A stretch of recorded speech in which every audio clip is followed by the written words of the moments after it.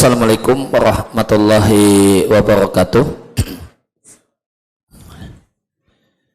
Innal hamdalillahi nahmaduhu wa nasta'inuhu wa nastaghfiruh wa na'udzu billahi min shururi anfusina wa min sayyiati a'malina. Man yahdihillahu fala mudhillalah wa may yudlil fala hadiyalah. Wa asyhadu an la ilaha illallah wahdahu la syarikalah wa asyhadu anna Muhammadan abduhu wa rasuluhu sallallahu alaihi wa ala alihi wa sahbihi wa sallam. Ba'd. Kaum muslimin dan muslimah rahimani wa rahimakumullah. Tema kajian kita di kesempatan pagi menjelang siang hari ini adalah ittiba sebagai jalan untuk mentaati Nabi sallallahu alaihi wasallam. Allah Subhanahu wa ta'ala memerintahkan hamba-hambanya, memerintahkan kita semua untuk taat kepada nabinya dalam banyak ayat. Di antaranya firman Allah Subhanahu wa ta'ala di surat An-Nisa ayat yang ke-59, ya ayyuhalladzina amanu atiullaha wa atiur rasul.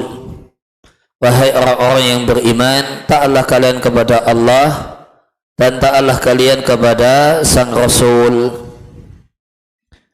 Demikian juga Allah Subhanahu wa ta'ala memberikan ancaman yang keras pada siapa saja yang tidak mau taat kepada sang Rasul, sebagaimana firman Allah Ta'ala di surat Ali Imran ayat yang ke-32, Qul atiullaha war rasul fa in tawallaw fa innallaha la yuhibbul kafirin. Sampaikanlah dan katakanlah, taatlah kalian kepada Allah dan sang Rasul, dan jika mereka berpaling maka sesungguhnya Allah itu tidaklah mencintai orang-orang yang kafir. Maka orang yang berpaling dengan hatinya dan dengan dirinya dan tidak mau taat secara total kepada Allah atau kepada sang Rasul, maka dia bukanlah muslim. Seorang muslim harus ada pada dirinya ketaatan. Kalau tidak mau taat secara total, maka dia adalah orang kafir dan bukan muslim. Dan tidak ada jalan untuk bagi seorang hamba, tidak ada jalan bagi kita semua untuk bisa melaksanakan perintah-perintah ini, perintah Allah untuk mentaati sang Rasul, kecuali dengan ittiba'un Nabi, dengan mengikuti Nabi sallallahu alaihi wasallam. Jadi apa hubungan antara ittiba dan taat? Hubungannya adalah ittiba adalah jalan untuk bisa menjadi orang yang taat.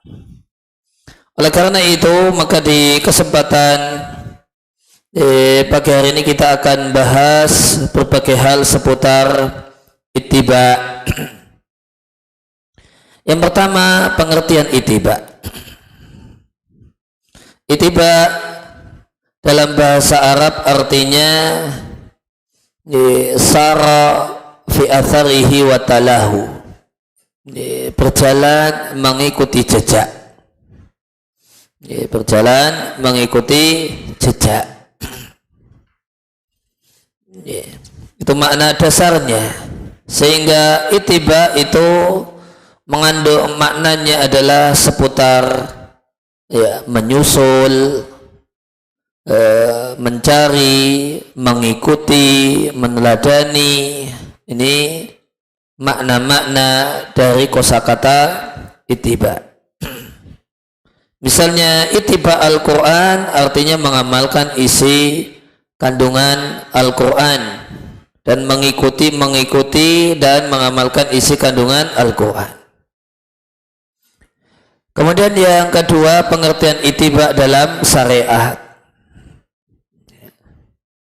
Sedangkan ittiba dalam syariat artinya adalah al-iqtida'u wa ta'asi bin Nabi sallallahu alaihi wasallam fil i'tiqadat wal aqwal wal af'al wat turuq. Ittiba secara syariat artinya meneladani Nabi Shallallahu Alaihi Wasallam, menjadikan beliau sebagai panutan dan teladan dalam keyakinan, dalam ucapan, dalam perbuatan, dan dalam meninggalkan sejumlah perbuatan. Maka ittiba kepada Nabi itu ada dalam 4 hal. Dalam berakidah ada kewajiban untuk ittiba'un Nabi, dalam berucap, berkata-kata terdapat kewajiban untuk ittiba'un Nabi, di dalam berbuat ada kewajiban ittiba'un Nabi, dan bahkan dalam tidak berbuat, yaitu tidak melakukan ibadah yang tidak Nabi jadikan sebagai ibadah, itu juga menjadi bagian dari ittiba. Dan ittiba itu ada caranya. Ittiba itu ada caranya. Bi amali mislu amalihi, bi fi'li misli fi'lihi, ala wajhi alladhi amilahu sallallahu alaihi wasallam, ma tafurul qasdi wal iradati fi dhalika. Ittiba itu ada caranya dan ada unsurnya. Unsur ittiba ada 3. Unsur ittiba ada 3. Kalau 3 ini tidak ada, ya bukan ittiba. Atau ittiba ini salah satu dari 3 unsur ini tidak terpenuhi, maka itu bukan ittiba. Unsur yang pertama, misalnya ittiba dalam masalah perbuatan adalah dengan beramal apa yang Nabi amalkan, melakukan apa yang Nabi lakukan. Itu unsur yang pertama. Ya, amal yang kita lakukan sebagaimana amal yang Nabi lakukan.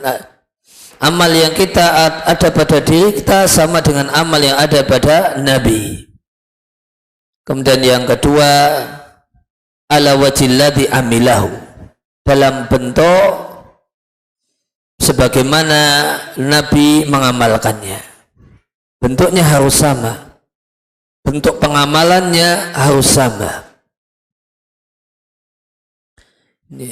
Dan ini di sisi ini, kalau unsur yang pertama itu berkenaan dengan sisi lahiriah. Unsur 2 dan ketiga itu berkenaan dengan sisi batin. Berkenaan dengan sisi batin. Jadi sisi lahiriah hanya 1, sisi batinnya 2.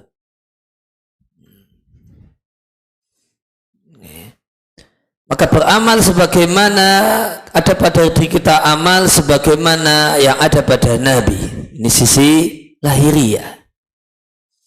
Kemudian unsur yang kedua adalah dalam bentuk, dalam model beramal sebagaimana Nabi. Min ijabin, au nadbin, au ibahatin, au karahatin, au hadrin. Maka di sini sisi batin, sisi keyakinan. Kita yakini amal yang kita lakukan itu sebagaimana yang Nabi tuntunkan. Dari aspek ini wajib ataukah dianjurkan, ataukah mubah, ataukah makruh, ataukah haram. Maka ketika Nabi melakukan yang beliau lakukan dengan status mubah, namun kita melakukannya dengan i'tiqad, dengan keyakinan ini wajib, itu bukan ittiba. Nabi melakukan hal tersebut dengan keyakinan ini mubah, ya boleh dilakukan, tidak apa-apa, namun Nabi pilih melakukannya Kemudian ada orang yang melakukan hal yang sama dengan hal yang Nabi lakukan, namun dia anggap ini sebuah kewajiban. Ini tidak ittiba. Kayaknya ittiba, namun ini tidak ittiba. Ketika Nabi melakukan satu hal yang beliau lakukan dengan posisi dan status wajib, namun ada orang yang meniru apa yang Nabi lakukan, namun dia statuskan ini mubah. Enggak seperti itu juga enggak apa-apa, tapi dia pilih melakukannya. Ini bukan ittiba. Nabi karena kok pakai uang ya, ini bahasa Jawanya keluar. Karena Nabi Shallallahu Alaihi Wasallam itu melakukan hal tersebut sebagai satu hal yang wajib, ketika ada orang yang melakukannya dengan diposisikan sebagai hal yang mubah, maka ini bukan ittiba. Perbuatannya sama, hal yang dilakukan sama, amalnya sama, namun Nabi memposisikannya wajib, ini memposisikannya mubah, bukan ittiba. Maka ittiba itu bentuk amalnya harus sama, harus disamakan. Kalau Nabi melakukannya sebagai hal yang mubah, ya jangan diposisikan sebagai hal yang wajib. Kalau Nabi melakukannya sebagai hal yang wajib, jangan dilakukan dan diposisikan, ditempatkan sebagai satu hal yang mubah. Demikian juga hal yang makruh, demikian juga hal yang sunnah. Kemudian yang ketiga, unsur yang ketiga, ma'atafuril qasdi wal iradati fi dzalika, dan itu dilakukan dengan niat dan sengaja, bukan kebetulan. Ini juga ini adalah sisi batiniyah. Kalau Nabi melakukan satu hal karena kebetulan, kemudian ada orang yang melakukan hal yang sama namun bukan karena kebetulan, sengaja, ini bukan ittiba. Kalau Nabi melakukan hal tersebut dengan sengaja, kemudian ada orang yang melakukannya dengan dan itu kebetulan, Nabi sengaja, ini kebetulan, perbuatannya sama.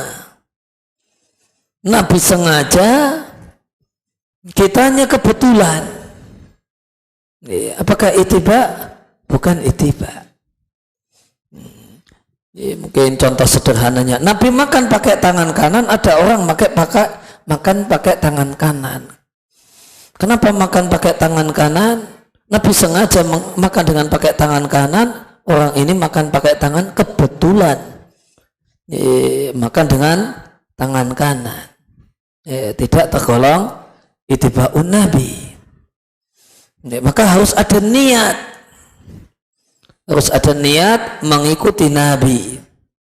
Kalau orang itu melakukan hal yang sama dengan apa yang Nabi lakukan dan Nabi ajarkan, namun ini kebetulan atau kebiasaan, sekedar kebiasaan, bukan karena mencontoh Nabi, bukan tanpa ada niat untuk mengikuti Nabi, maka itu bukan ittiba.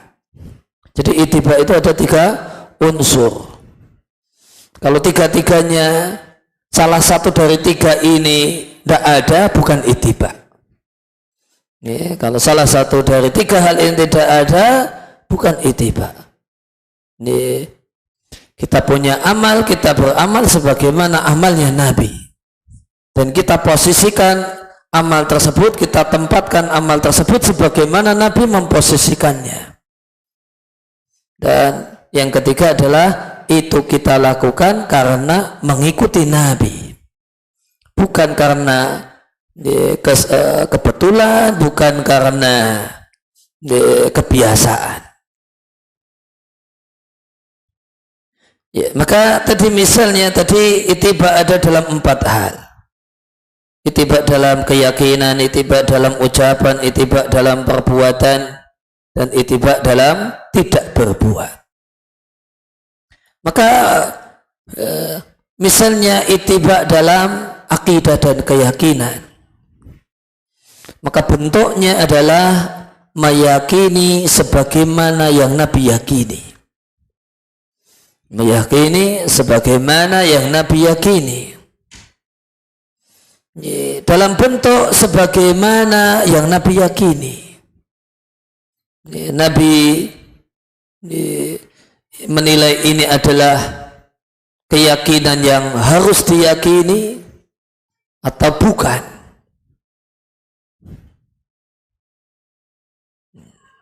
Dan kenapa kita berkeyakinan demikian? Karena Nabi mengajarkannya.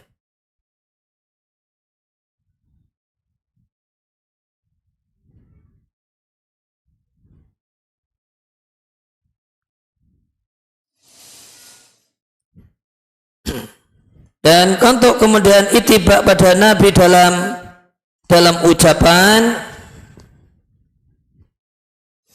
maka ittiba Nabi dalam ucapan adalah melaksanakan isi kandungan ucapan Nabi, bukan hanya sekedar mengulang-ulang apa yang Nabi katakan. Maka ittiba terhadap ucapan Nabi, Nabi mengatakan sallu kama ra'aitumuni usalli, salatlah kalian sebagaimana kalian melihat aku mengerjakan salat. Maka ittibanya bukan hanya menghafal teks hadisnya, namun orangnya tidak sholat. Namun ittiba adalah dengan sholat sebagaimana sholatnya Nabi Sallallahu Alaihi Wasallam. Sabda Nabi Sallallahu Alaihi Wasallam di hadis yang lain, wala tahasadu, janganlah kalian punya penyakit dengki. Maka ittiba adalah bukan hanya sekedar hafal teorinya, hafal teks hadisnya tanpa melaksanakan isi kandungannya. Maka ittiba dengan ucapan Nabi adalah dengan mengamalkan isi kandungan di perkataan Nabi. Itu yang pokok. Boleh jadi orangnya hafal redaksi perkataan Nabi, boleh jadi tidak hafal redaksi perkataan Nabi.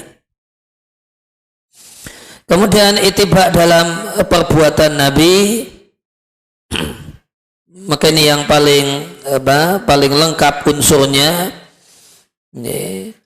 yaitu melakukan sebagaimana yang Nabi lakukan dalam bentuk yang Nabi lakukan, dan karena Nabi melakukannya.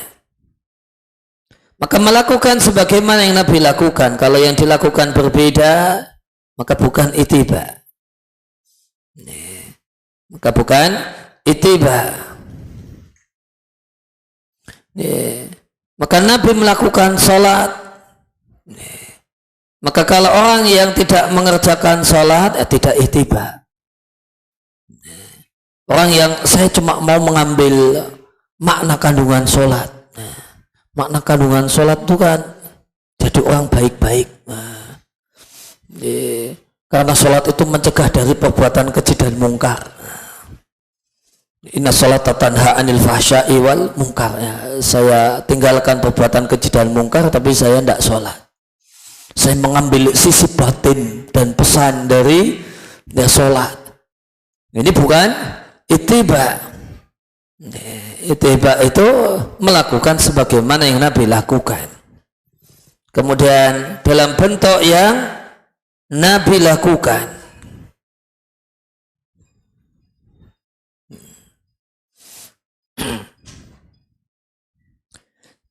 Maka harus ada kesamaan tujuan antara tujuan Nabi melakukannya dan tujuan kita melakukannya. Kalau Nabi melakukan satu hal itu karena itu wajib, kita pun melakukannya dengan tujuan melaksanakan hal yang wajib. Kalau Nabi melakukannya tujuannya adalah melakukan satu hal yang mubah, maka ittiba adalah melakukannya dengan tujuan melakukan satu hal yang mubah. Dan demikian juga Maka orang yang berbeda tujuan dengan tujuan Nabi melakukan hal tersebut bukanlah ittiba. Kemudian yang ketiga, dikarenakan Nabi melakukannya. Niatnya pasang niat melakukan hal tersebut dengan niat, dengan keinginan mencontoh dan mengikuti Nabi Shallallahu Alaihi Wasallam.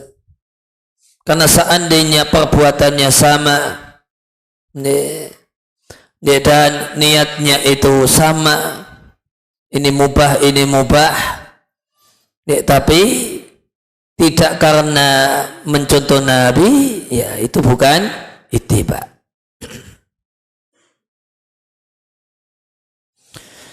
Maka contohnya misalnya untuk perbuatan, kita ingin meneladani Nabi Shallallahu Alaihi Wasallam dalam puasanya Nabi, maka kita berpuasa dalam bentuk Nabi berpuasa, yaitu tidak makan dan tidak minum dan yang lainnya di waktu yang telah Nabi tentukan, dari terbit fajar sampai tenggelam matahari. Kemudian tujuannya sama, termasuk dalam poin yang unsur yang kedua tadi, dalam bentuk yang Nabi lakukan di samping dari sisi hukum, maka demikian juga dari sisi niat, tercakup dalamnya ikhlas dan tidak, mendekatkan diri kepada Allah Subhanahu wa taala ataukah tidak. Maka kita berpuasa di aturan lahiriah tentang puasa sebagaimana yang Nabi ajarkan, kemudian dengan tujuan mendekatkan diri kepada Allah Subhanahu wa taala. Maka jika ada orang yang berpuasa namun tidak menahan diri dari sebagian pembatal puasa, ya, maka ini bukan ittiba Nabi dalam puasa. Kalau puasa namun hanya setengah hari saja, maka itu bukan puasa yang mengikuti Nabi Shallallahu Alaihi Wasallam. Di tempat kita disebut puasa beduk itu namanya, ya, duhur kemudian batal puasa. Maka ini bukan puasa yang mengikuti Nabi Shallallahu Alaihi Wasallam, dan hakikatnya itu bukan puasa.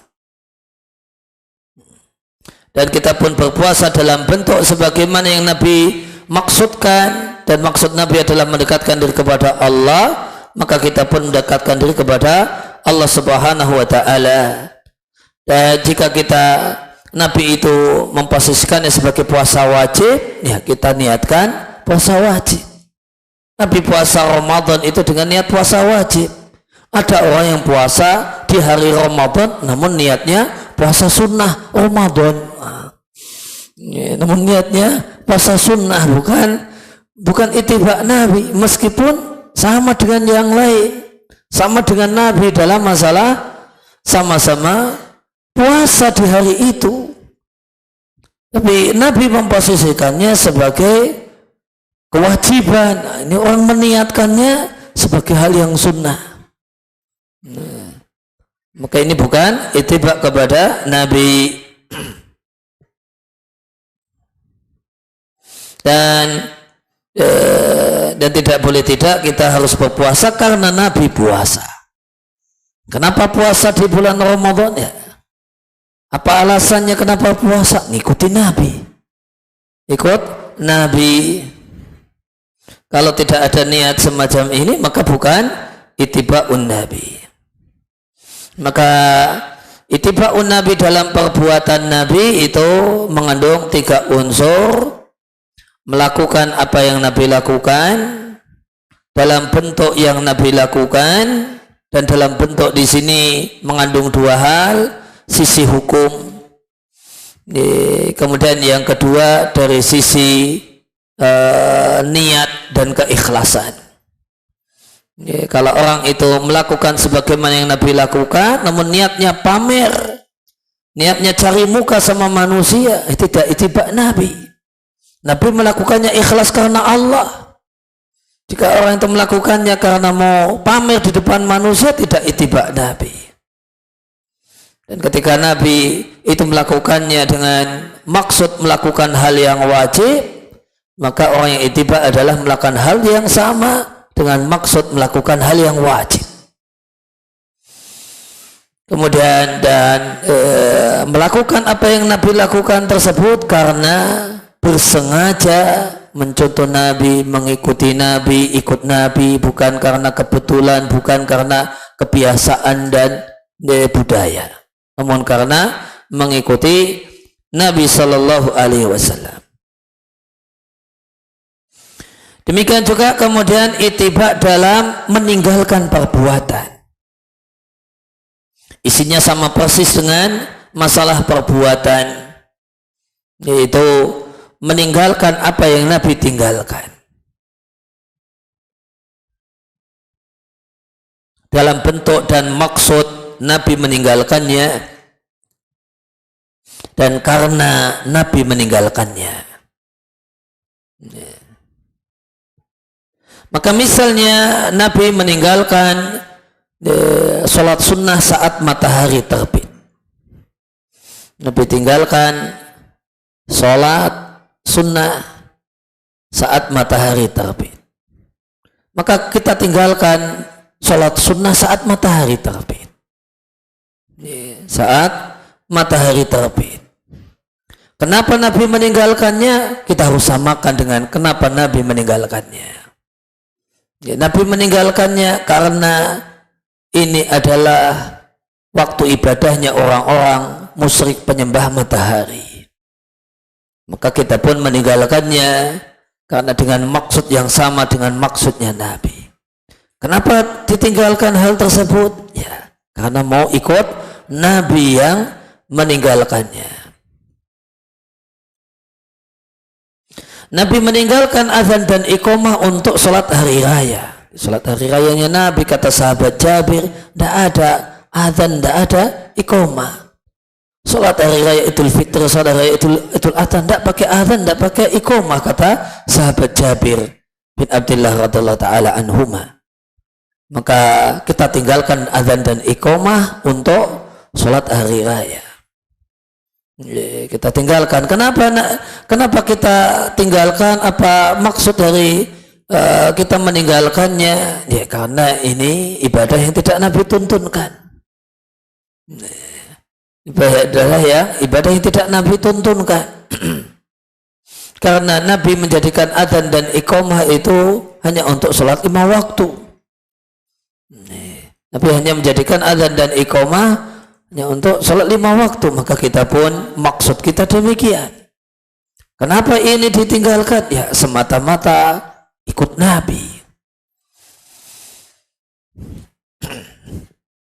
Kemudian poin selanjutnya adalah kebalikan dari ittiba adalah mukhalafah.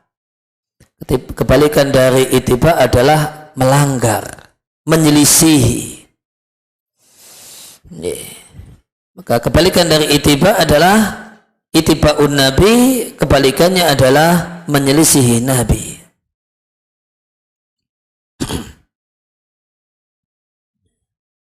Karena ittiba itu ada dalam 4 hal, maka menyelisihi Nabi juga ada dalam 4 hal. Ittiba itu ada dalam akidah, ada dalam ucapan, ada dalam perbuatan, dan ada dalam tidak berbuat. Maka menyelisihi Nabi juga ada dalam 4 hal. Menyelisihi Nabi dalam akidah, menyelisihi Nabi dalam ucapan, menyelisihi Nabi dalam perbuatan, dan menyelisihi Nabi dalam masalah meninggalkan perbuatan. Yang dimaksud menyelisihi Nabi dalam akidah dan keyakinan adalah berkeyakinan berbeda dengan keyakinan yang Nabi ajarkan. Semacam seorang menghalalkan sesuatu hal yang jelas haramnya dalam Islam. Nabi berkeyakinan, Nabi berkeyakinan dan Nabi mengajarkan kepada kita untuk meyakini haramnya minum khamr. Maka siapa yang tidak meyakini haramnya minum khamr, tidak meyakini haramnya minuman yang memabukkan, maka dia menyelisihi akidahnya Nabi, menyelisihi keyakinan yang Nabi ajarkan.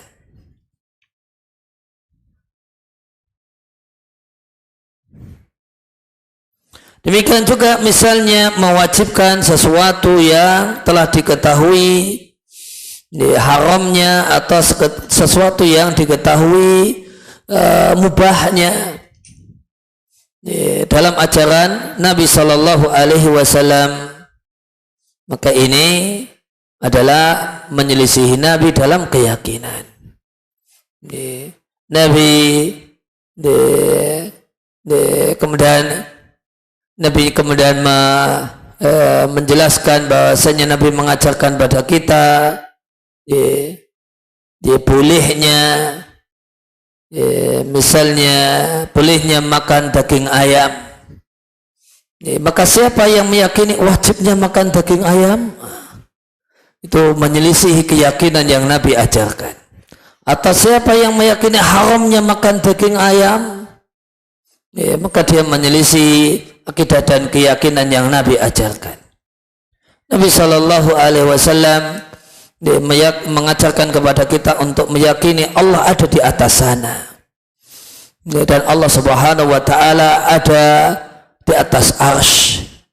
Maka orang yang meyakini yang lainnya dalam masalah ini, maka dia menyelisih Nabi dalam akidah. Siapa yang meyakini Allah ada di mana-mana, zat Allah ada di mana-mana, maka dia menyelisih apa yang Nabi, akidah yang Nabi ajarkan. Siapa yang meyakini Allah itu zatnya tidak di mana-mana, maka dia juga menyelisihi akidah yang Nabi ajarkan. Kemudian kalau yang kedua, menyelisih Nabi dalam ucapan, bentuknya adalah tidak melaksanakan kandungan ucapan Nabi Sallallahu Alaihi Wasallam. Nabi melarang untuk dengki, namun kita masih pelihara dengki dalam hati kita. Ini melanggar, menyelisih ucapan Nabi. Nabi memerintahkan untuk sholat, maka seorang yang ngakunya muslim namun tidak sholat, maka dia menyelisih ucapan Nabi. Demikian seterusnya.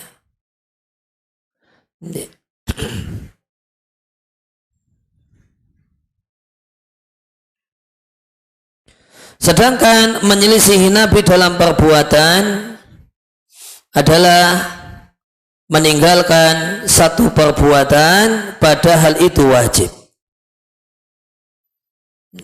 Kemudian menyelisihi Nabi dalam tidak berbuat adalah dalam melakukan hal yang Nabi tidak lakukan padahal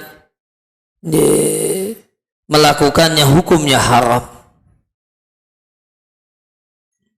Maka ada catatan penting yang harus diperhatikan. Tidak ada yang dinamakan menyelisihi Nabi untuk meninggalkan hal yang dianjurkan atau melakukan hal yang makruh. Ya, tidaklah disebut mukhalafah, menyelisihi Nabi untuk masalah sesuatu yang hukumnya sunnah atau sesuatu yang hukumnya makruh. Ketika ada sesuatu yang Nabi anjurkan lantas tidak kita lakukan, tidaklah orang tersebut kita katakan menyelisihi Nabi. Nabi melakukan sholat witir dan menganjurkannya, maka orang yang meninggalkannya tidak boleh diberi label menyelisihi ajaran Nabi. Ya, tidak. Ketika Nabi melarang sesuatu dengan hukum makruh, maka orang yang mengerjakannya tidak boleh diberi label menyelisih ajaran Nabi. Ini karena melakukan apa yang Nabi makruhkan. Maka tidak ada label mukhalafah, menyelisih Nabi Sallallahu Alaihi Wasallam dalam meninggalkan hal yang sunnah dan melakukan hal yang makruh. Mukhalafah, menyelisihi ajaran Nabi hanya bisa ditujukan untuk meninggalkan yang wajib atau melakukan hal yang haram. Dan ini berlaku untuk masalah ucapan, perbuatan, dan meninggalkan perbuatan. Ini berlaku dalam masalah ittiba Nabi dalam ucapan, perbuatan, dan dalam tidak melakukan perbuatan. Itu kalau sesuatu tersebut hukumnya sunnah atau dianjurkan, orang yang meninggalkannya tidak boleh diberi label menyelisih ajaran Nabi. Jika sesuatu itu hukumnya makruh, orang yang mengerjakannya tidak boleh dikasih label menyelisih ajaran Nabi.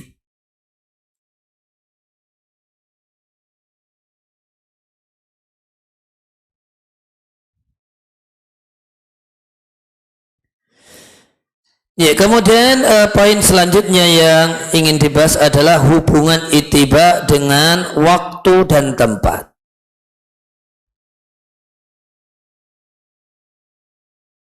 Ya, tentu Nabi melakukan apa yang beliau lakukan itu di sana ada setting tempat dan setting waktu ketika Nabi melakukannya.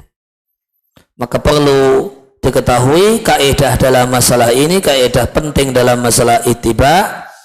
Di poin pembahasan ini bahasanya semata-mata Nabi melakukan apa yang beliau lakukan di tempat, karena Nabi melakukannya pasti ada tempatnya. Semata-mata Nabi lakukan apa yang Nabi lakukan di tempat tertentu atau waktu tertentu, maka itu bukan berarti khusus harus dilakukan di tempat dan waktu tersebut, kecuali jika ada dalil tambahan yang menunjukkan kalau itu khusus di situ. Tapi sholatnya ya, banyak sholat di Madinah karena beliau tinggal di Madinah, maka sholat tidak disyaratkan ya kalau di Madinah. Ya. Kalau di Cikarang nggak usah sholat, kan sholat di Madinah. Ya, tidak demikian. Maka semata-mata Nabi melakukan satu perbuatan itu tidak boleh disimpulkan itu khusus di tempat tersebut dan di waktu tersebut. Kecuali jika ada dalil tambahan yang menunjukkan memang tempatnya harus itu.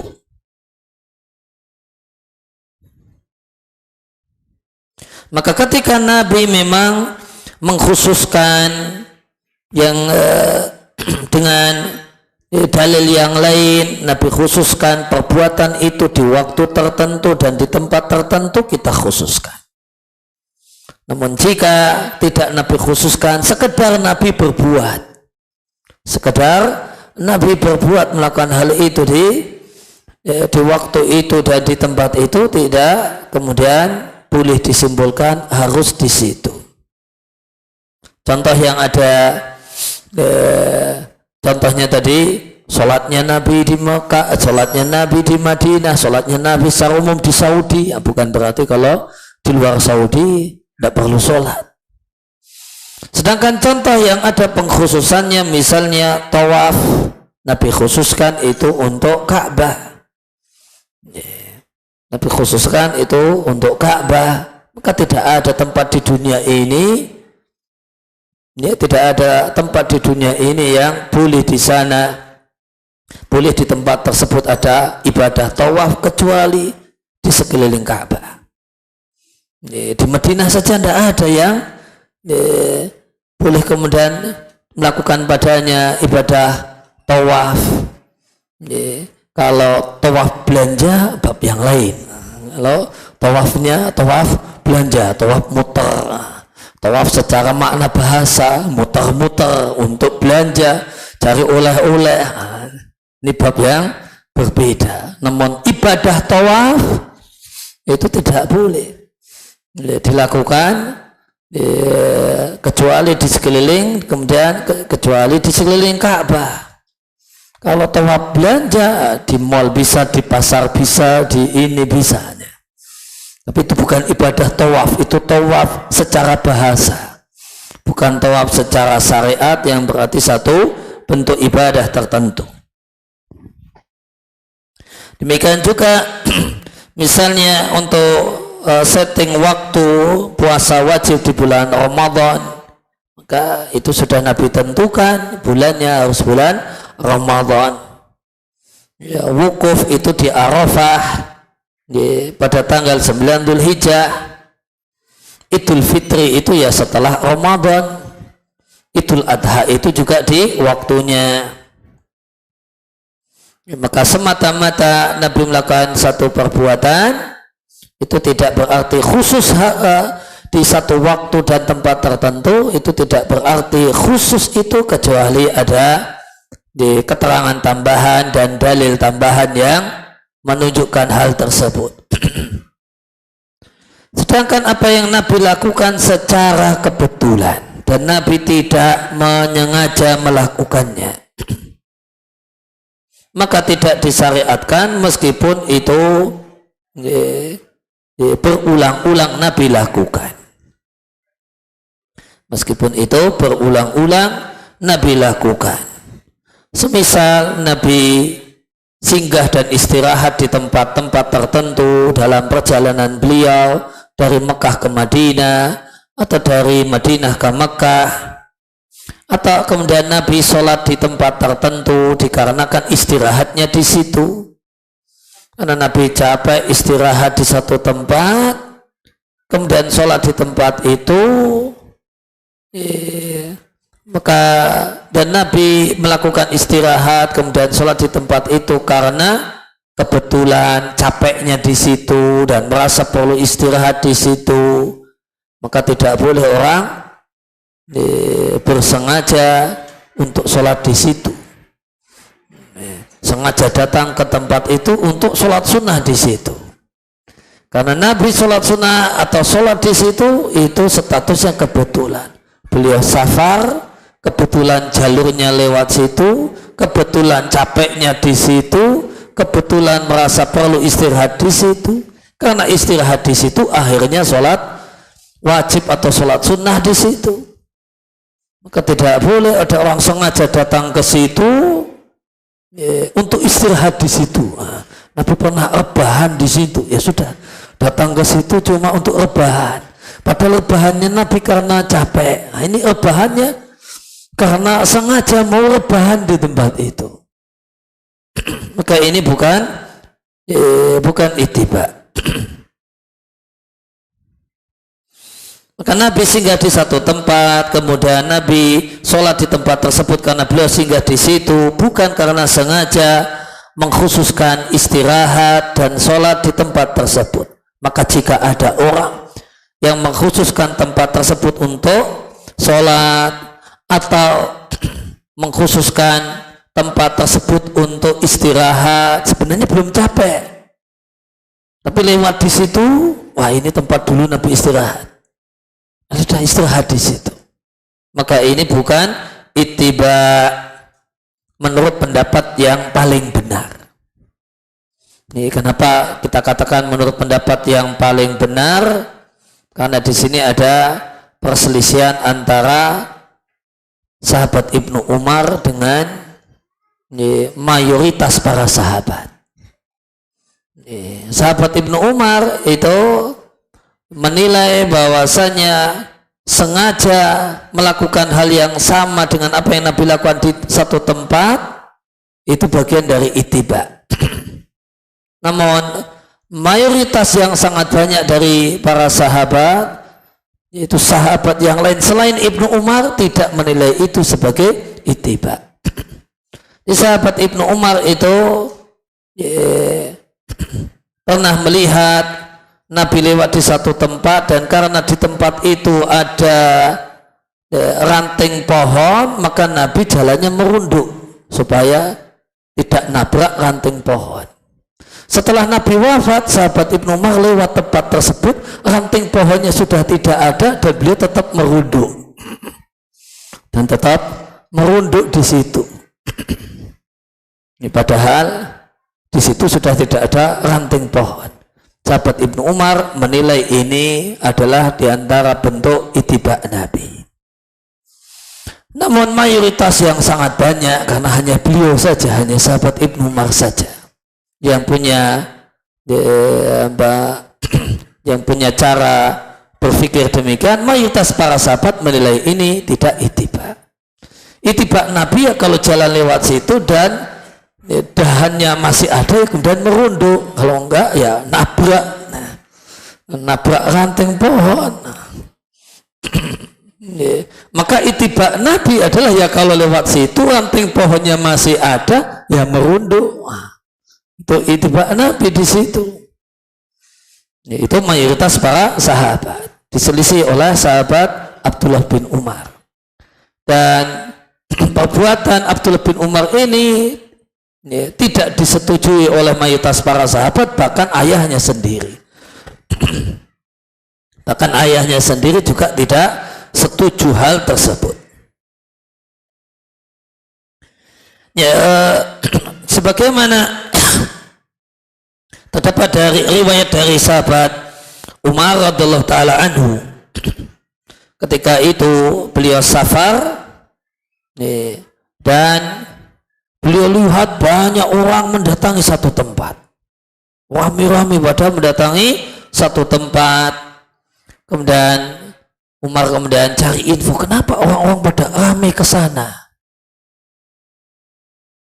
Maka disampaikan kepada sahabat Umar bin Khattab radhiyallahu taala anhu, qad shalla fihi nabiyyu sallallahu alaihi wasallam. Orang pada ramai ke menuju titik itu karena di situ itu Nabi pernah sholat di situ. Maka beliau radhiyallahu taala anhu mengatakan, innama halaka ahlul kitabi annahum taba'u athar anbiya'ihim fattakhaduha kana isa wa biya'a faman aradat lahu as-salatu falyusalli au falyamdi. Ya, Umar bin Khattab radhiyallahu taala anhu mengatakan sebab kebinasaan ahlul kitab adalah mereka mencari-cari napak tilas nabinya. Ya, nabinya itu lewat mana saja, istirahat di mana saja, ya, berhenti sholat di mana saja. Mereka mencari-cari napak tilas para nabinya. Setelah ketemu di situ fattakhadhuha kana isa wa biya'a, lantas tempat tersebut mereka jadikan sebagai tempat ibadah. Mereka bangun tempat ibadah di tempat-tempat tersebut. Itu kata Umar bin Khattab adalah sebab kebinasaan dan kehancuran di ahlul kitab. Lantas beliau katakan kaidah yang benar dalam masalah ini, faman aradat lahu sholatu, siapa yang kebetulan tiba waktu sholat dan dia berada di satu tempat, falyusalli, maka silahkan sholat di situ. Baik di situ adalah tempat Nabi pernah sholat ataukah bukan. Jadi kan kalau sholat di tempat Nabi sholat karena kebetulan pas berjumpa waktu sholat, silahkan. Au falyamdi, jika tidak maka silahkan melanjutkan perjalanan. Jangan berhenti di situ sampai menunggu waktu sholat tiba. Nah, kenapa? Ya saya mau sholat di sini supaya karena Nabi pernah sholat di sini. Maka saya tunggu waktu sholat tiba. Tidak demikian. Dalam riwayat yang lain, faman atraqatu sholatu fi syai'in min hadil masajidi allati shalla fiha Rasulullah sallallahu alaihi wasallam falyusalli fiha wa illa fala yata'ammadha. Siapa saja yang menjumpai waktu sholat dan berada di satu tempat yang di situ Nabi pernah sholat di sana, silahkan sholat di sana. Wa illa, jika tidak, fala yata'ammadha, maka jangan bersengaja sholat di tempat tersebut.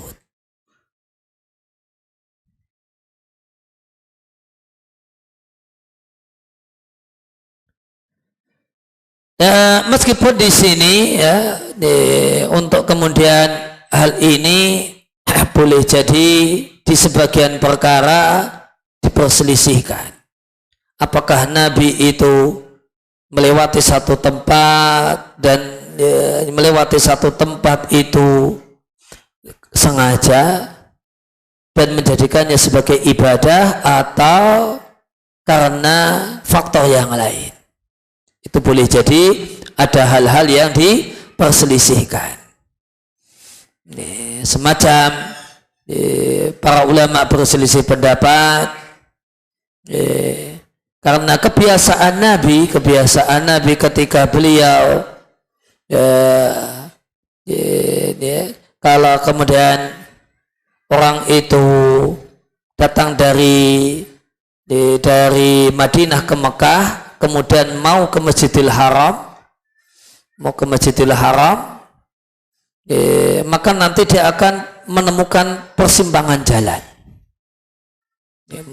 dari Madinah ke Mekah, kemudian mau ke Masjidil Haram. Setelah sampai ke Mekah mau ke arah Masjidil Haram, itu dia akan di zaman Nabi itu dia akan menjumpai persimpangan jalan. Satu jalan itu kalau bisa ke masjid, namun jalannya mendaki dulu baru nanti turun sampai ke Masjidil Haram. Dan ada satu tempat lagi yang itu nanti muter, tapi ini jalannya lebih landai, tapi nanti muter, nanti ketemu masjid juga. Maka yang jadi kebiasaan Nabi itu setiap kali beliau melakukan ibadah umrah ataukah haji, dan Nabi itu haji sekali dan umrah 3 kali dan 4 kali plus saat haji, Nabi itu setiap kali pilih jalan yang agak muter, melandai, jalannya lebih landai, tidak mendaki, tidak naik, namun kemudian muter. Nah, ulama berselisih pendapat. Apakah ngikuti Nabi semacam ini dianjurkan ataukah tidak? Sebagian menilai ini cara datang, cara masuk Masjidil Haram yang dianjurkan. Dan pendapat ulama yang lain tidak. Itu Nabi melakukan hal tersebut karena itu yang paling nyaman. Bukan karena itu satu hal yang anjuran dan ibadah. Maka untuk sebagian perkara itu dimungkinkan dijumpai perselisihan.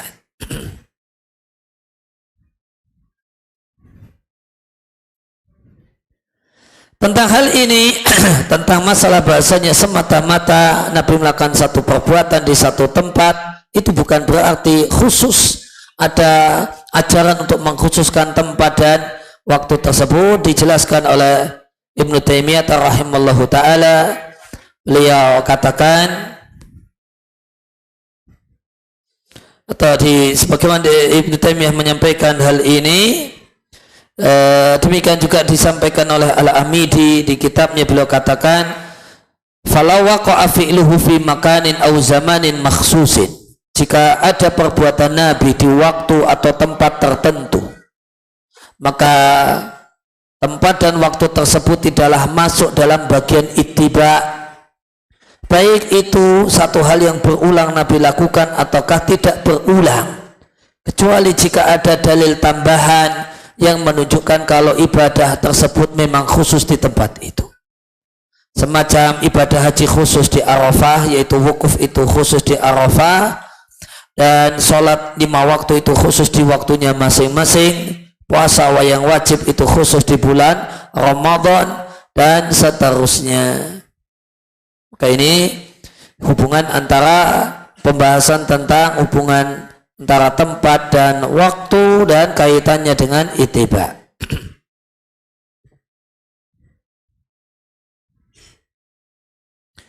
Kemudian poin selanjutnya yang ingin dibahas di pertemuan dan di kesempatan kali ini adalah macam-macam perbuatan Nabi dari sisi diteladani ataukah tidak diteladani. Yang pertama, perbuatan Nabi yang Nabi lakukan karena faktor kemanusiaan, dan itu aktivitas normalnya manusia, berdiri ketika perlu berdiri, duduk ketika merasa perlu duduk, minum ketika haus, tidur saat ngantuk, dan semacam itu.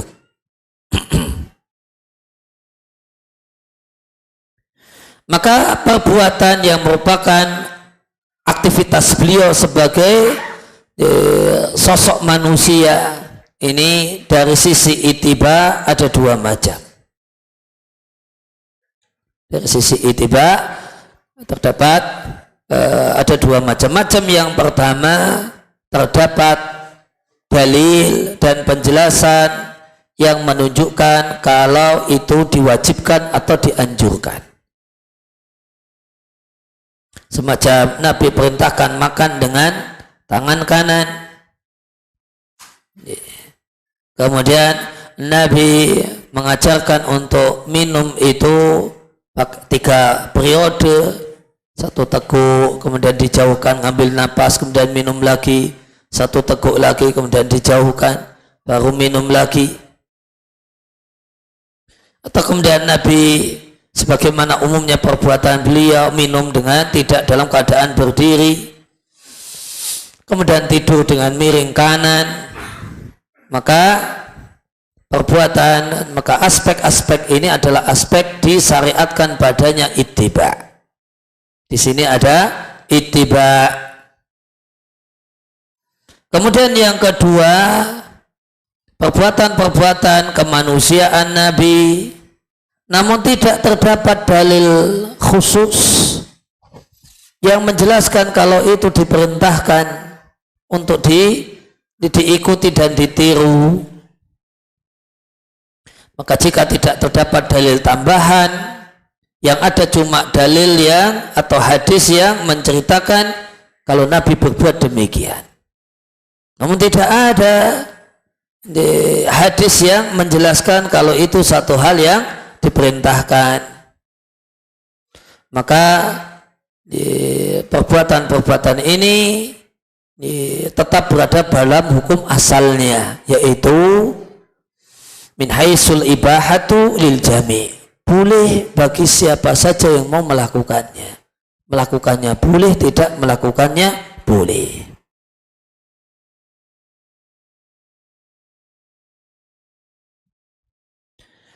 Ya, maka karena tidak ada dalil tambahan yang menunjukkan kalau itu satu hal yang diperintahkan, berarti maka dia masih dalam hukum asal, yaitu mubah. Nah, hal yang mubah semacam ini apakah disyariatkan untuk meniatkan diri ittiba Nabi padanya ataukah tidak? Maka apakah disyariatkan untuk ittiba Nabi padanya dengan status hukum anjuran ataukah tidak? Ada dua pendapat ulama dalam hal ini.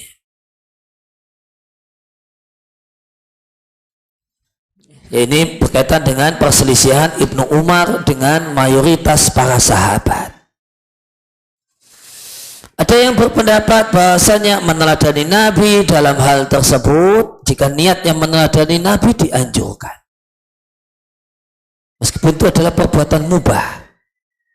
Perbuatan mubah, namun dianjurkan orang untuk melakukannya dengan niat meneladani Nabi.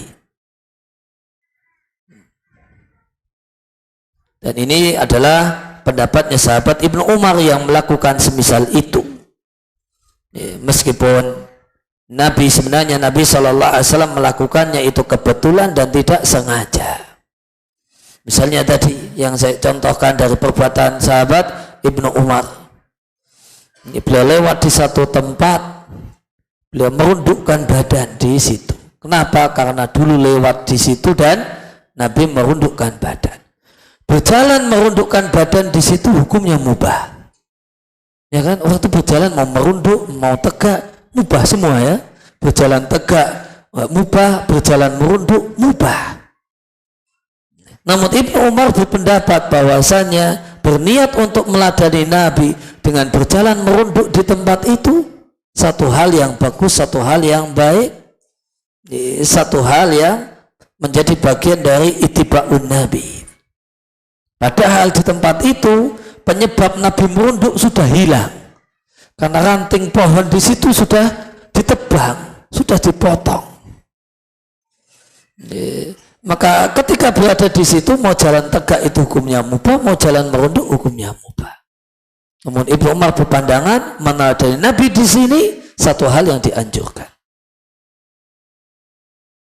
Kemudian pendapat yang kedua, tidak disyariatkan ittiba Nabi dalam hal ini, dan ini adalah pendapat mayoritas para sahabat, dan inilah perbuatan para sahabat diantaranya dan perkataan para sahabat diantaranya Umar bin Khattab dan yang lain.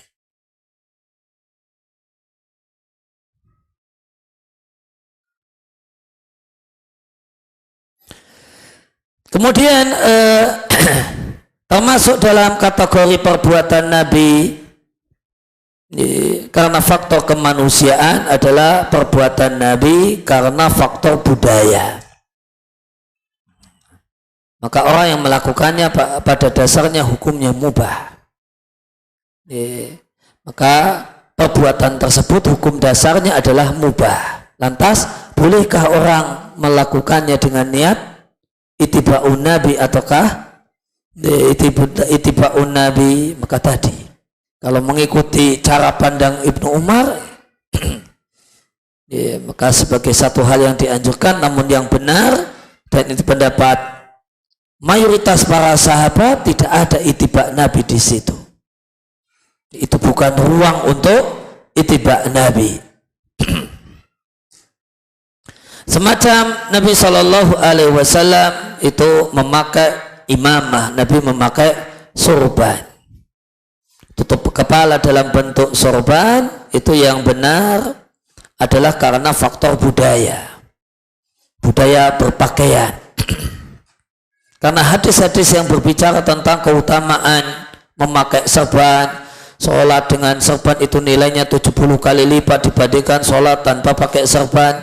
Hadis-hadis tentang atau hadis-hadis yang lain yang semisal itu berkisar antara, kalau tidak hadis dhaif, hadis palsu. Sehingga karena semua hadis kata para ulama ahli hadis, semua hadis tentang keutamaan serban itu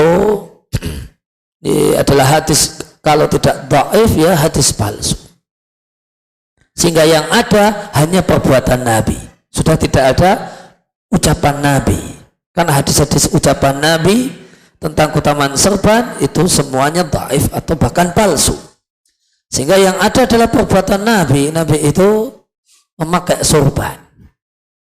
Nabi itu memakai sorban. Dan Nabi itu memakai sorban, itu dinilai perbuatan Nabi untuk memakai sorban dinilai oleh para ulama sebagai perbuatan Nabi karena faktor budaya. Perbuatan Nabi karena faktor budaya. Nah, apakah di sini adalah hukumnya mubah? Pakai sorban mubah, tidak pakai sorban mubah. Apakah di sini ada ruang untuk ittiba? Kembali kepada pada yang tadi telah kita sampaikan. Yang tepat dalam hal tersebut tidak ada, bukan ruang untuk ittiba Nabi. Kecuali orang yang berada di satu negeri, di sana budayanya pakai sorban. Sebagaimana misalnya di negeri Yaman, gitu. Maka di sana ada budaya pakai sorban. Maka yang tepat dalam hal semacam ini adalah mengikuti budaya, karena Nabi melakukannya karena faktor budaya. Maka yang tepat adalah mengikuti budaya selama hal tersebut tidak melanggar syariat. Maka jika budaya di zaman Nabi menurut pendapat yang paling tepat, dan itu pendapat jumhur ulama kecuali Ibnu Umar, itu bukan ruang untuk ittiba, maka apalagi budaya-budaya yang lain. Misalnya budaya orang Saudi dalam tutup kepala, budaya di zaman Nabi saja bukan ruang ittiba menurut pendapat yang paling tepat, apalagi budaya orang Saudi pakai kutoh. Apakah itu bagian dari ittiba'un Nabi? budaya di zaman Nabi saja tidak menjadi ruang ittiba, apalagi budaya orang Arab Saudi. Sehingga anggapan bahasanya ada nilai plus kalau berpakaian pakai ala Saudi untuk laki-laki misalnya, dengan pakai kutroh, maka ini satu hal yang kurang tepat. Apalagi dan ini menunjukkan bahwasanya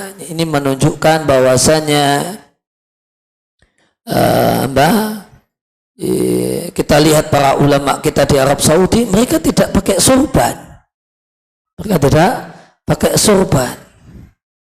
Mereka kemudian memakai apa yang menjadi budaya masyarakatnya, pakainya gutroh, bukan pakai sorban.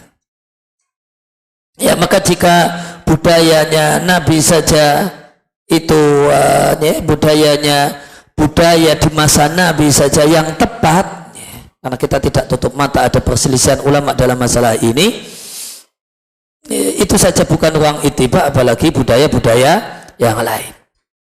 Dan yang tepat sebagaimana kata Syekh Ibnu Utsaimin rahimallahu taala dalam masalah berpakaian adalah mengikuti budaya masyarakatnya masing-masing selama itu tidak menyelisih syariat.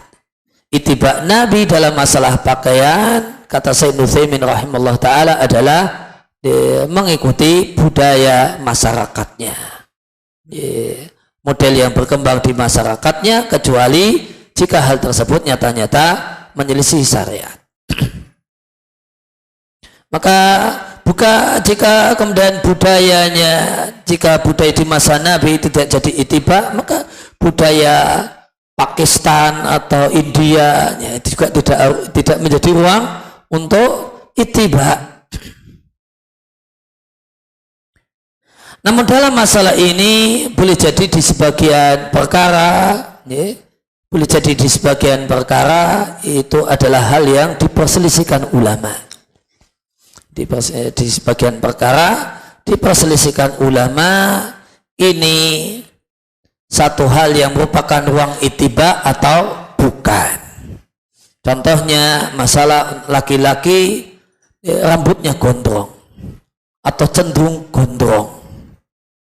Itu diperselisihkan oleh para ulama, ini Nabi lakukan karena budaya atau Nabi lakukan karena Nabi memberikan contoh yang semestinya diikuti. Ulama berselisih pendapat. Apakah di sini merupakan ruang ittiba atau bukan? Imam Ahmad rahimallahu taala berpandangan bahwasanya laki-laki itu cenderung melebatkan rambutnya, cenderung melembatkan rambut kepalanya. Itu beliau sampaikan itu adalah sunnatun Nabi, itu sunnah. Artinya di situ ada ruang ittiba. Namun sebagian ulama yang lain, beliau mengatakan, kalau Imam Ahmad sendiri mengatakan melebatkan rambut kepala itu sunnah, namun butuh biaya. Itu sunnah, artinya di situ ruang ittiba, namun butuh biaya, dan tidak semua orang punya biayanya. Karena itu butuh biaya. Beliau katakan melebatkan rambut kepala, memperbanyak dan melebatkan rambut kepala itu sunnah, namun itu perlu biaya. Biayanya biaya dari sisi waktu dan biaya dari sisi duit. Tidak semua orang punya waktu untuk merapikan rambutnya, sehingga ya sudah cukup pendek saja, praktis, nggak perlu menyisihkan waktu untuk berdiri di depan cermin, merapikan rambut. Ya, tidak semua orang punya biaya, karena ketika seorang itu melebatkan rambut kepalanya, maka ada keharusan untuk memberikan perawatan. Sebagaimana sabda Nabi Shallallahu Alaihi Wasallam, "Mallahu sya'run falyukrimhu." Siapa yang melebatkan rambut kepalanya, wajib baginya memuliakan rambut kepalanya. Artinya ada perawatan rambut, diberi sampo sekian waktu, dalam periode tertentu, dikasih minyak rambut di periode-periode tertentu, dan itu semuanya butuh duit. Semuanya itu butuh biaya. Maka Imam Ahmad mengatakan bahasanya ittikhadu sya'ras, melebatkan rambut kepala itu sunnah, artinya ada padanya itiba, namun beliau katakan ada fihi mu'nah, namun ada biaya yang tidak semua orang itu sanggup untuk memenuhinya. Sedangkan pandangan yang lain menilai tidak, bahwasanya panjangnya rambut dan lebatnya rambut kepala yang ada pada diri Nabi itu Nabi lakukan karena itu tren, tren rambut di masanya. Karena itu tren rambut di masanya. Karena perlu diketahui bahwasanya tren rambut kepala di masa Nabi itu tidak hanya dilebatkan, namun juga kemudian dijalin. Rambutnya itu dijalin, dikepang. Di budaya kita ngepang rambut itu ya, ciri khas perempuan. Di zaman Nabi bukan ciri khas. Rambut laki-laki juga dikepang. Rambut laki-laki itu juga dikepang.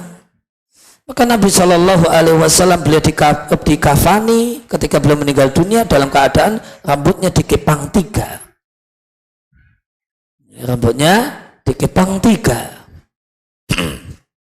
Maka ada kemudian satu bagian kepang, kemudian ini satu bagian, kemudian yang tengah juga dikepang.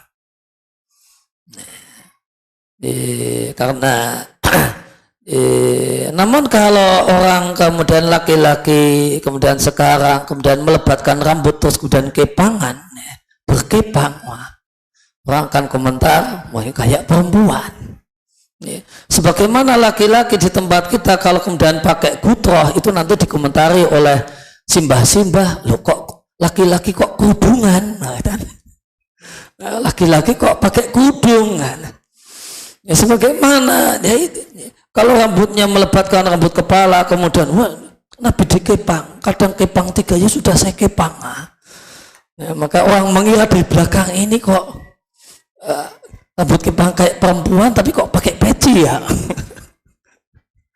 Nanti komentari, ya ini rambutnya kepangan, dari belakang kepangan, lu kok pakai peci tapi. Ya, maka budaya rambut di masa Nabi laki-lakinya itu rambutnya lebat bahkan cenderung panjang. Tapi ingat tidak hanya itu, namun dikepang juga. Itu jadi tradisi dan budaya.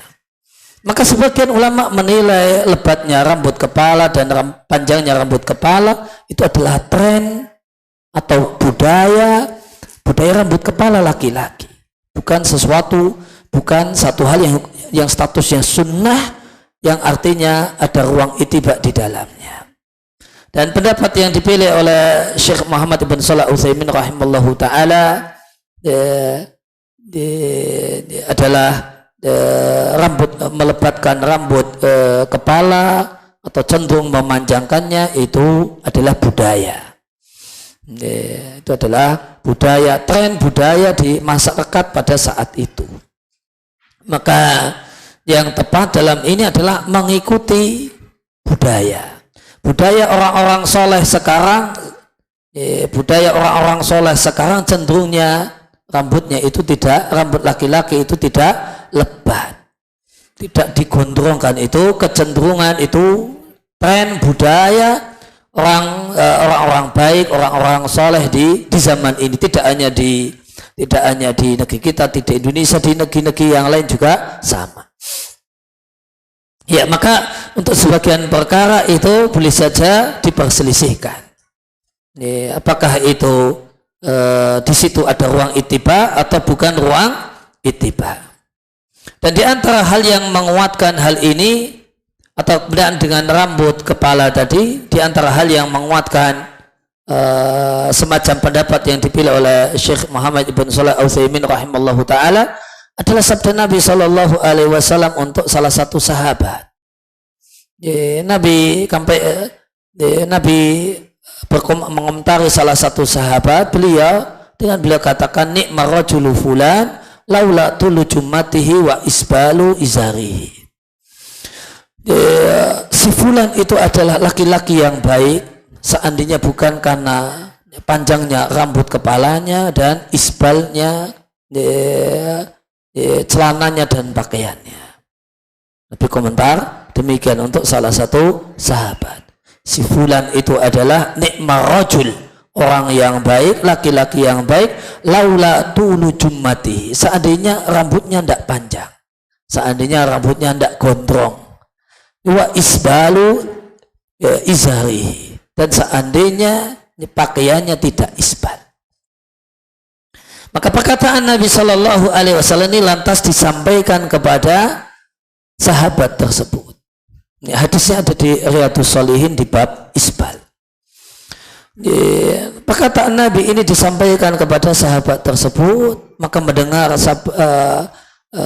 Nabi berkomentar tentang dirinya seperti itu, maka beliau cari alat untuk memotong dan tidak dijumpai kecuali golok.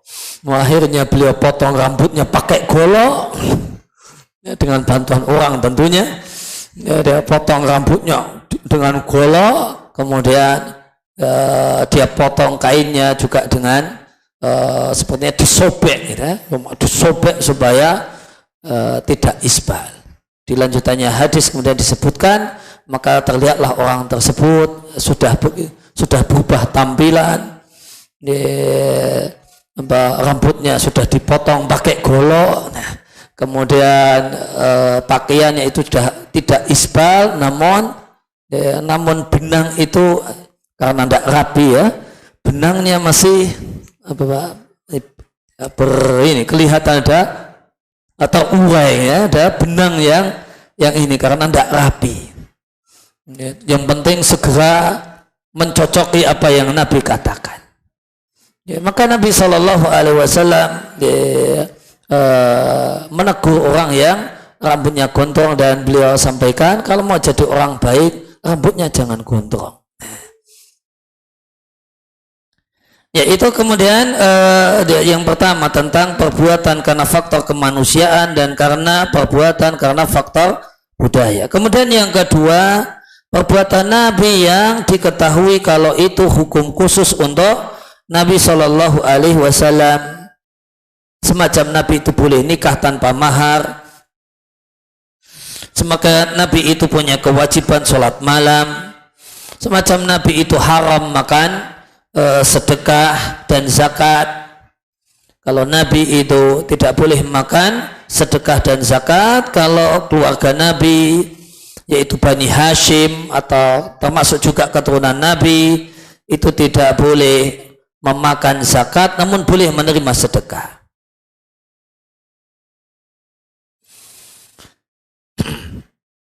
Maka kalau untuk hukum khusus untuk Nabi Shallallahu Alaihi Wasallam, maka tidak boleh ada orang yang mengikutinya dan mencontohnya.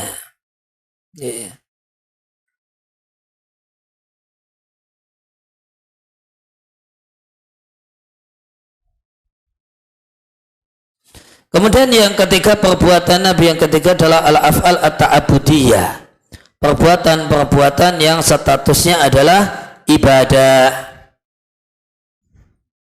Maka inilah perbuatan bukan karena faktor kemanusiaan, bukan pula perbuatan yang khusus untuk Nabi Shallallahu Alaihi Wasallam, namun dia adalah perbuatan yang memang dimaksudkan sebagai syariat. Maka perbuatan ini diperintahkan kita untuk mengikuti Nabi dan meneladani Nabi padanya. Wahiyal aslu fi af'alin Nabi Shallallahu Alaihi Wasallam, dan ini adalah hukum asal perbuatan Nabi Shallallahu Alaihi Wasallam. Maka hukum asal perbuatan Nabi itu masuknya di kategori ketiga, diteladani.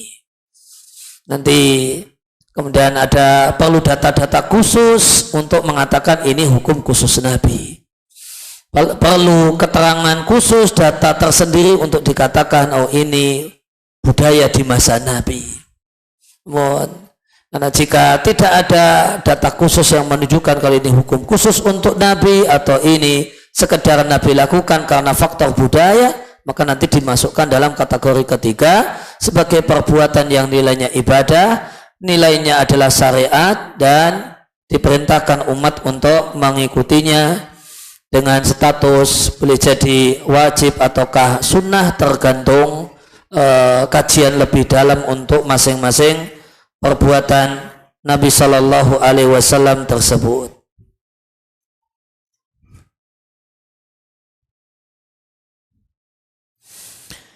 Ya, kemudian berkenaan dengan masalah ittiba, maka poin selanjutnya adalah hal yang menunjukkan urgensinya ittiba.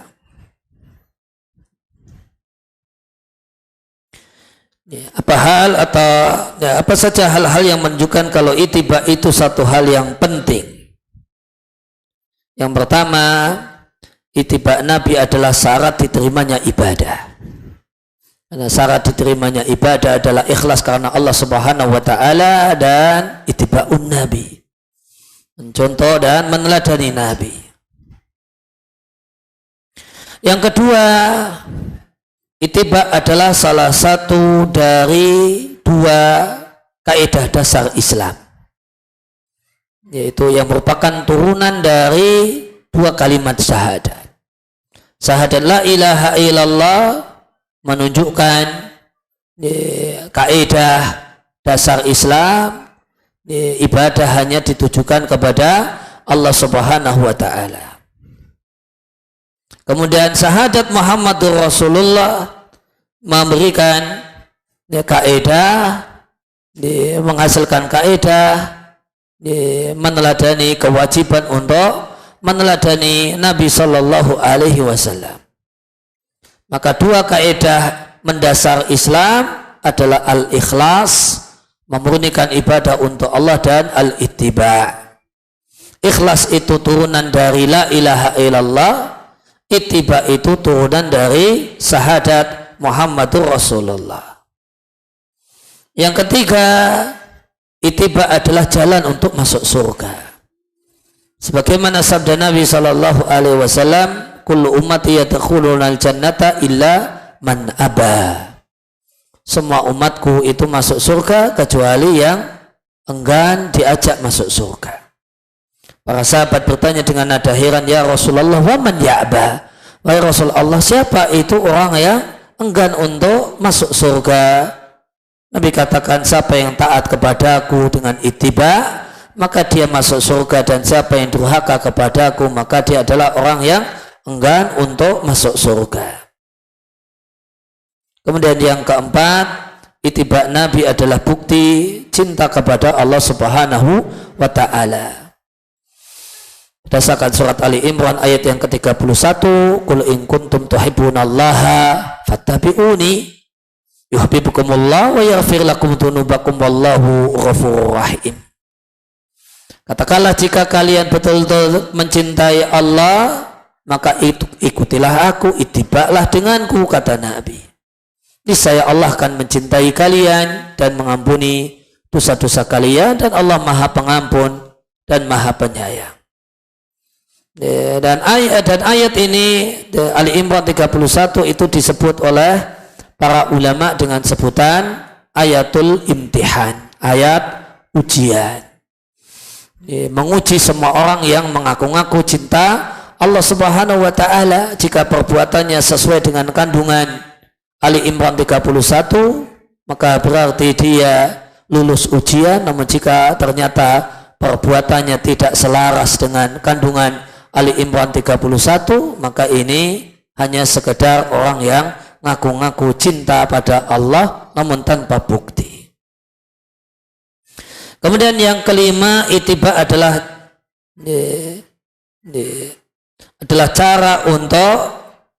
cara yang hakiki untuk mencintai Rasulullah sallallahu alaihi wasallam. Karena tidak ada cara, tidak ada jalan untuk mencintai Nabi dan betul-betul cinta kepada Nabi kecuali dengan ittiba Nabi dan antusias agar sempurna dalam ittiba. Kemudian yang keenam, ittiba adalah cara untuk menjadi manusia yang taat kepada Rasul sallallahu alaihi wasallam. Kita diperintahkan untuk taat, Gimana caranya taat? Ittiba.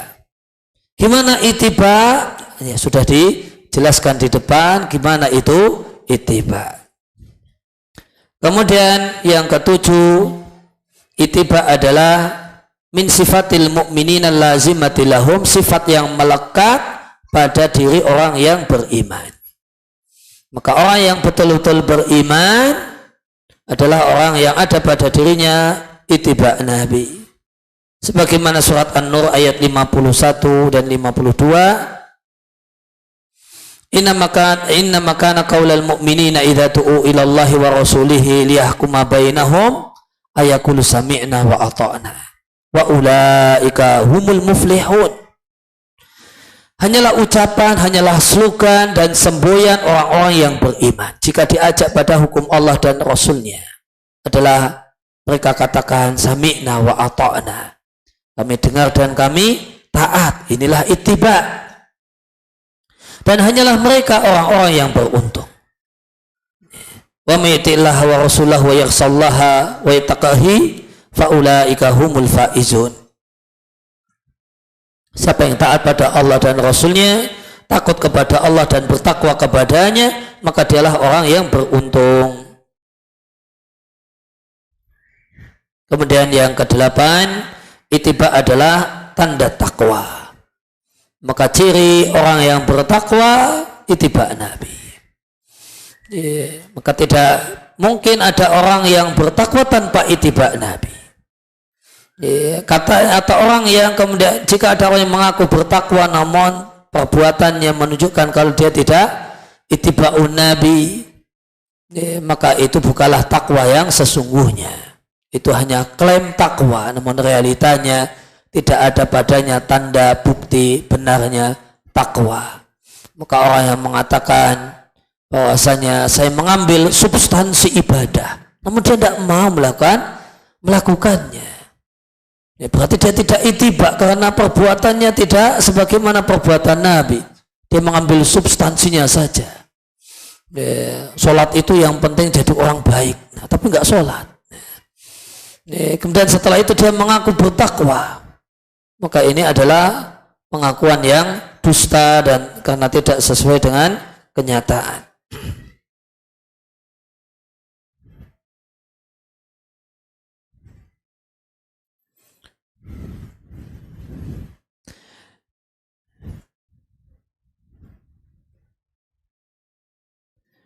Ya, kemudian kemudian poin yang terakhir, hukum ittiba.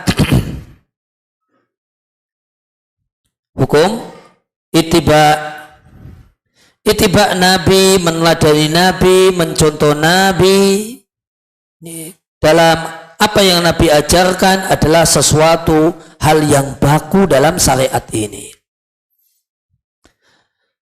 La yasa'u ahadun al-jahla biha. Tidak boleh ada muslim yang tidak tahu. Tidak boleh ada muslim yang tidak tahu kalau orang Islam itu mengikuti Nabi, ittiba'un Nabi. Dan realitanya semua muslim mesti menerima kita itu harus ikut Nabi. Tidak ada yang nolak. Tidak boleh ada orang yang tidak mau ikut Nabi dengan alasan saya tidak tahu kalau jadi orang Islam harus ikut Nabi. Itu tidak bisa dibayangkan.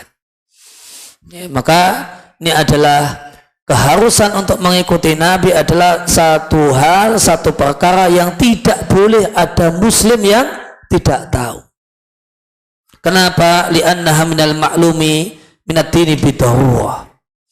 Karena tidak bisa dibayangkan ada muslim yang tidak tahu muslim itu ittiba Nabi, muslim itu ikut Nabi, berislam itu berislam mengikuti Nabi, beriman itu ya beriman sebagaimana Nabi, beribadah itu ya beribadah mencontoh Nabi. Dan alhamdulillah realitanya kita jumpai ya demikian. Setiap muslim pasti sepakat untuk diajak ikut Nabi. Tidak ada muslim yang menolak untuk diajak ikut Nabi. semuanya sepakat bahasanya ikut Nabi itu satu hal yang bagus, meskipun sebagiannya mengatakan tapi saya belum mampu. Tapi sepakat itu satu hal yang bagus, satu hal yang baik. Kenapa demikian? Karena dalil tentang masalah ini itu mutawatir, dalilnya banyak sekali, berupa perintah-perintah untuk taat kepada Rasul, itu semuanya adalah dalil ittiba. Karena cara untuk taat kepada Rasul itu adalah dengan ittiba. Dalil-dalil tentang kewajiban sami'na wa ata'na pada Rasul itu ada dalil wajibnya ittiba. Karena sami'na wa ata'na dengan Rasul, kepada aturan Rasul itu caranya dengan ittiba. Ditambah lagi misalnya sabda Nabi sallallahu alaihi wasallam, "Faman ghahiba an sunnati falaysa minni." Siapa yang membenci ajaranku, maka dia bukan bagian dariku dan bukan bagian dari umatku. Ya, demikian kurang lebih yang bisa kita bahas, kita kaji seputar atau berbagai hal seputar ittiba'un Nabi yang merupakan jalan untuk mentaati Nabi dan jalan satu-satunya jalan supaya kita menjadi pengikut Nabi yang sejati.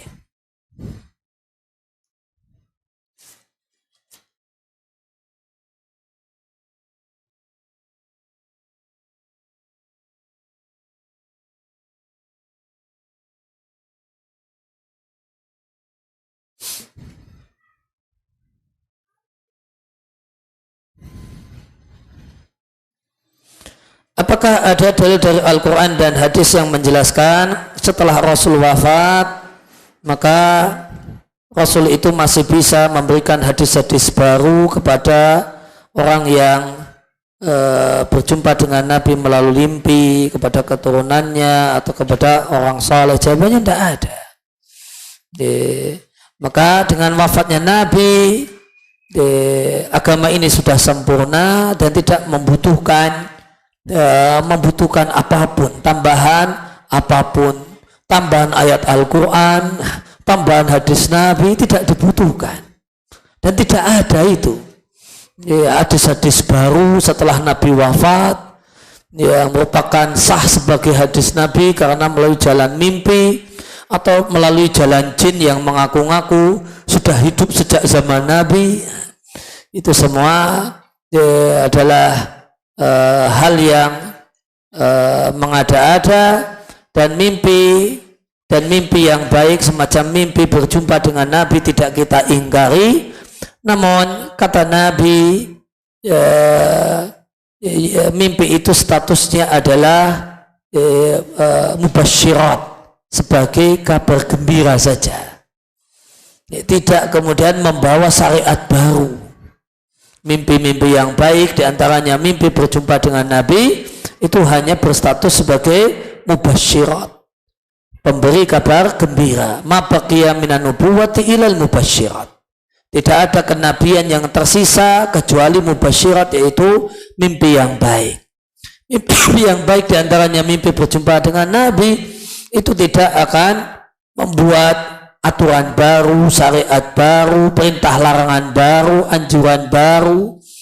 Itu tidak, namun sekedar kabar gembira. Bahkan ketika Nabi Isa di akhir zaman itu turun ke bumi, itu pun tidak membawa syariat baru, aturan baru, perintah dan larangan baru. Hanya semata-mata menjalankan apa yang Nabi sampaikan dan Nabi ajarkan.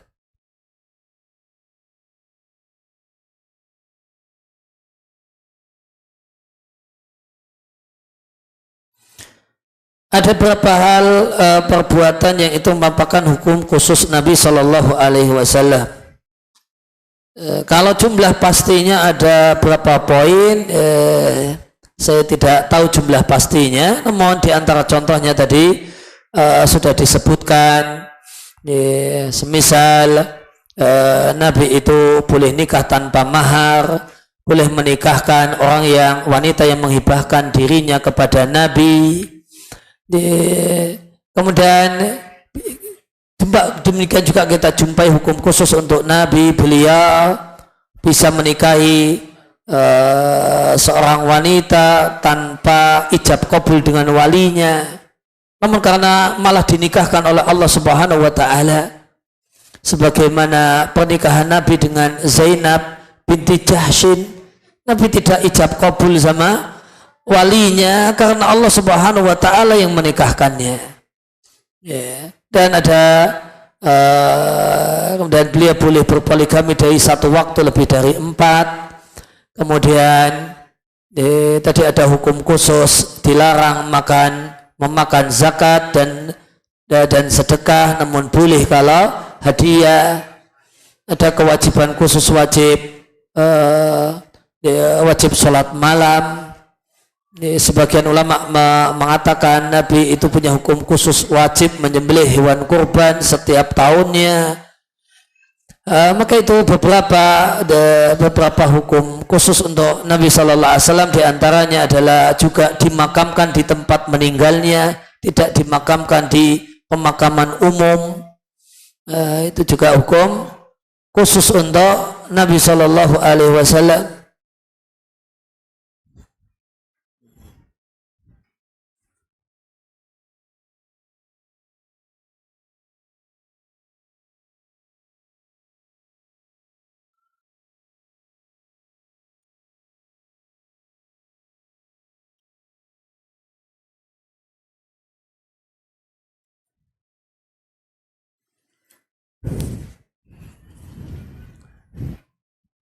Bagaimanakah sikap yang tepat dalam perkara yang diperselisihkan oleh para ulama dengan perselisihan yang muktabar yang diakui sebagai perselisihan? Sikapnya adalah kewajiban kita untuk mencari ilmu manakah yang paling dekat dengan kebenaran. Ini untuk konsumsi pribadi, untuk ke dalam, untuk internal. Sedangkan untuk keluar, untuk eksternal, di situ ada penghormatan, ada toleransi. Maka ada dua sisi yang harus diperhatikan. Sisi untuk kebutuhan internal, kebutuhan diri kita sendiri, maka kita berupaya untuk mencari tahu mana yang paling dekat dengan kebenaran. Dengan kemampuan ilmu yang kita miliki, boleh jadi mengakses langsung dari sumbernya atau bertanya kepada ahlinya, kepada guru ngaji yang kita akui kepakarannya di bidang tersebut. Sedangkan untuk orang sisi eksternal, untuk orang lain, di sana ada toleransi dan penghormatan. Kemudian ada sikap yang tidak tepat. Sikap yang ketiga adalah yang tidak tepat adalah menjadikan khilafiyah sebagai hujah dan dalil bahasanya semuanya boleh. Ini hukumnya boleh, semuanya boleh, ini boleh itu. Kenapa? Karena ulama berselisih pendapat. Maka ini artinya menjadikan perselisihan ulama sebagai dalil untuk membolehkan semua, membolehkan semuanya. Maka perselisihan ulama itu bukan dalil, namun dituntut untuk apa dalilnya, dan tidak boleh menjadikan perselisihan ulama sebagai dalil bolehnya semuanya. Mau seperti itu boleh, mau seperti itu boleh. Nah, tidak demikian. Namun perhatikan antara sisi internal dan sisi eksternal. Kalau sisi internal, mana yang saya paling mantepi? Apa yang paling mantap di hati? Mana yang paling mantap di hati kita? Amalkan itu. Namun membaca orang lain, memandang orang lain, kita tidak tutup mata ada perselisihan ulama, sehingga ada toleransi. Tidak boleh ada menyalah-nyalahkan di ruang publik. Tidak boleh ada, namun tanpa menutup ruang diskusi dan bertukar pendapat, dengan memperhatikan adabnya, dengan dasar ilmu, dengan adabnya, dan tetap menjaga hubungan persaudaraan sebagai sesama muslim.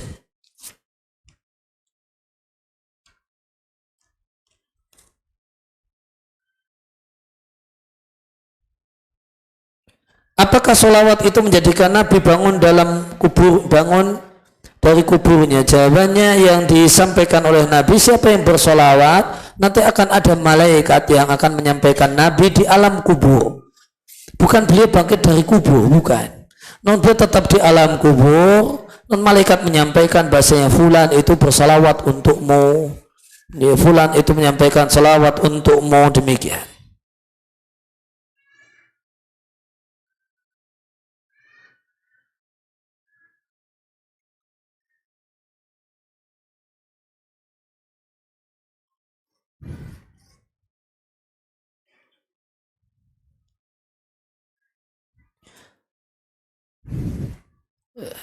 Manakah yang didahulukan suami saat akan bersedekah? Ya, ketika seorang itu memiliki harta, maka yang pertama kali dia wajib bersedekah terhadap dirinya sendiri, ya, dengan menafkahi dirinya sendiri. Setelah itu dia memiliki kewajiban untuk menafkahi orang yang wajib dia nafkahi, yaitu anak dan istrinya. Ya, setelah itu dia memiliki kewajiban untuk menafkahi kerabatnya, menafkahi kemudian yang kedua menafkahi istri, kemudian yang ketiga menafkahi kerabat. Dan kerabat itu beda antara bahasa Arab dan bahasa Indonesia. Kerabat dalam bahasa Arab, dalam bahasa fikih, kerabat itu artinya semua orang yang punya hubungan darah dengan kita. Sehingga dalam bahasa fikih, dalam bahasa Arab dan dalam bahasa fikih, orang tua itu kerabat. Anak itu bapak, ibu, kakek, nenek itu kerabat. Anak cucu itu kerabat. Kakak, adik itu kerabat. Paman, bibi itu kerabat. Semua mereka namanya kerabat. Kalau dalam bahasa Arab dan bahasa fikih. Kalau di bahasa Indonesia, maka bapak itu bukan kerabat, ya. Anak itu kerabat bukan, ya. Keluarga inti kata orang itu bukan kerabat. Keluarga yang di luar keluarga inti yang disebut kerabat. Maka setelah kemudian dia nafkahi dirinya, kemudian dia nafkahi istrinya, kemudian dia nafkahi kerabatnya. Dan kerabat yang pokok untuk dia nafkahi adalah anaknya. Kemudian setelah itu adalah orang tuanya. Bahkan wajib menafkahi orang tua dengan dua syarat. Pertama, anak itu memiliki kelebihan harta, dan yang kedua, orang tuanya tidak punya harta dan kekurangan. Maka di situ ada kewajiban anak untuk menafkahi orang tuanya. Kemudian adakah kewajiban untuk menafkahi kerabat selain jalur ke atas dan ke bawah? Misalnya menafkahi kakak yang menjanda, menafkahi keponakan anaknya kakak yang ditinggal mati oleh bapaknya dan sebagainya. Maka ulama berselisih pendapat dalam masalah ini. Kalau dalam mazhab Syafi'i, nafkah kepada kerabat itu terbatas jalur atas dan jalur bawah. Tidak ada kewajiban menafkahi di luar jalur itu. Menafkahi kakak, menafkahi adik, menafkahi paman, menafkahi keponakan itu bukan menjadi satu kewajiban. Tidak wajib itu bukan berarti tidak boleh. Namun tidak wajib itu bukan berarti tidak boleh, ya. Kalau mau, ya itu tetap amal kebajikan. Namun jika tidak, maka memang tidak wajib, ya, minimal dari sudut pandang mazhab Syafi'i. Lain halnya dengan mazhab Hanabilah, mazhab Hambali yang mewajibkan untuk menafkahi kerabat di luar jalur atas dan jalur bawah, ya, dengan dua syarat: ada kelebihan harta dari orang tersebut dan kerabatnya, misalnya kakaknya atau adiknya itu kekurangan ekonomi karena PHK atau karena dampak corona atau karena cacat, cacat fisik karena buta, karena atau yang lainnya, sehingga tidak bisa bekerja dan perlu bantuan finansial, maka setelah itu maka ada kewajiban untuk menafkahinya. Kemudian setelah itu kerabat yang lainnya, karena menafkahi kerabat atau sedekah kepada kerabat itu lebih afdal daripada sedekah kepada orang lain. Karena sedekah kepada kerabat itu kata Nabi nilainya 2, shadaqatun wasilatun, sedekah dan menjalin silaturahmi. Sedangkan kepada orang miskin biasa maka itu hanya sedekah saja. Itu diantara hal yang patut diperhatikan berkenaan dengan pembelanjaan harta. Ya demikian ya yang bisa kita bahas, kita kaji kesempatan siang hari ini. Mudah-mudahan Allah Subhanahu wa taala jadikan apa yang kita kaji, apa yang kita dengar, apa yang kita catat sebagai ilmu yang bermanfaat dan ilmu yang berkah, ilmu yang kita membuahkan pertambahan iman dan takwa kita kepada Allah Subhanahu wa taala, menambah rasa takut kita kepada Allah Subhanahu wa taala, dan semoga semakin membuat kita kenal dengan agama Allah Subhanahu wa taala. Terima kasih atas kehadirannya dan perhatiannya. Mohon maaf atas segala kekurangan. Wassallallahu ala nabiyina Muhammadin wa ala alihi wa sahbihi wa salam. Wa akhiru da'wana alhamdulillahirabbil alamin. Mari kita akhiri dengan kafaratul majlis. Subhanaka Allahumma wa bihamdika asyhadu an la ilaha illa anta astaghfiruka wa atubu ilaik. Wassalamualaikum warahmatullahi wabarakatuh. Sama-sama.